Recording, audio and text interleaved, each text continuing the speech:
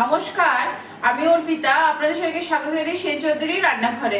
আজ আমি আপনাদের সঙ্গে শেয়ার করব তরমুজের কিছু রেসিপি।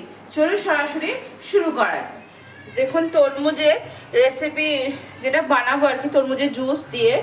তো তার জন্য আমি এখানে একটা তরমুজ নিয়ে নিয়েছি। আমি বেশ কিছু কাজ আগে করে নেবো। সেটা হচ্ছে তরমুজের প্রথমে আমি টুকরো টুকরো করে জুস বার করে নেব। আর এখানে নিয়েছি আমি পুদিনা পাতা, আর নিয়েছি একটা লেবু। পুদিনা পাতাটা আমি বেটে নেব ভালো করে, স্মুথ করে। আর এটারও আমি জুস বার করে নেবো। প্রথমে আমি কাজগুলো করে নিই, তারপর আবার আপনাদের সঙ্গে আমার কথা হচ্ছে। দেখুন, আমি তরমুজের জুসটা করে নিয়েছি। এবার ছাঁকনির মধ্যে দিয়ে ভালো করে জুসটাকে এইভাবে আমি ছেঁকে নেব, যাতে একটাও যেন বীজ বা কোনো কিছু না থাকে। পুরো এইভাবে হাতা দিয়ে ঘুরিয়ে ঘুরিয়ে জুসটাকে পুরো ছেঁকে নেব।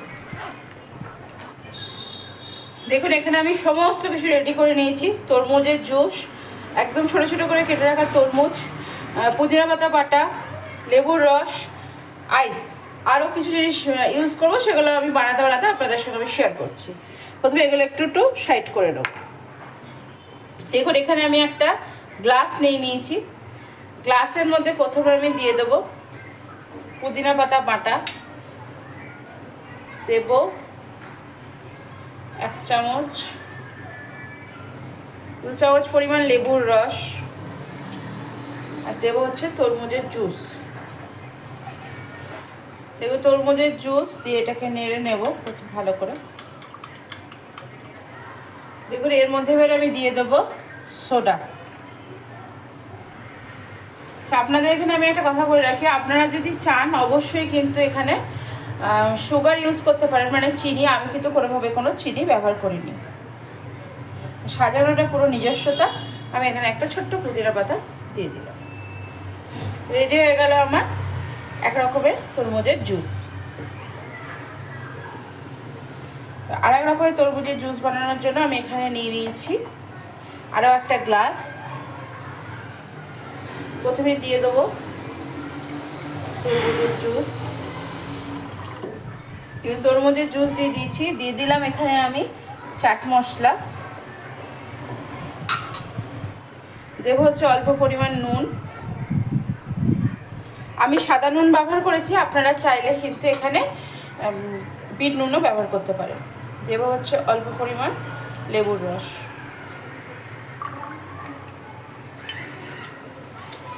ভালো করে গুলে নেব।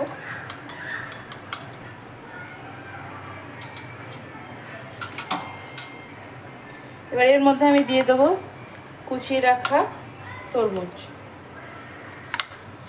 আর উপর থেকে দিয়ে দেবো আমি সোডা। সোডাটা কিন্তু আমার একদম খুবই ঠান্ডা, চিল্ড সোডা।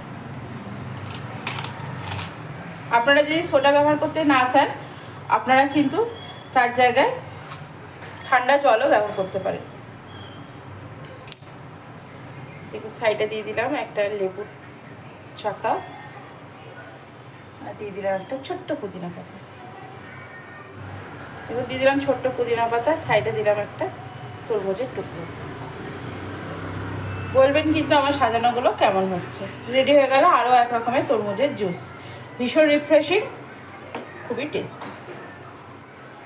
এখন এখানে আমি আবারও একটা গ্লাস নিয়ে নিলাম। গ্লাসের মধ্যে প্রথমে দিয়ে দেবো আমি এখানে তরমুজের টুকরো।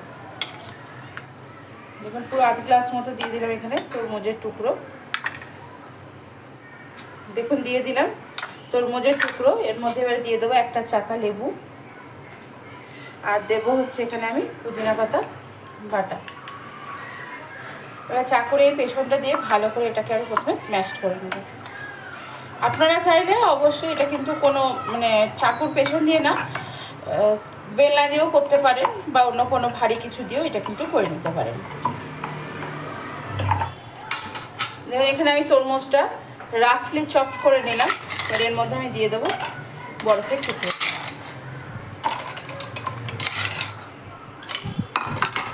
এবার ওপর থেকে দিয়ে দেবো আমি তরমুজের জুস।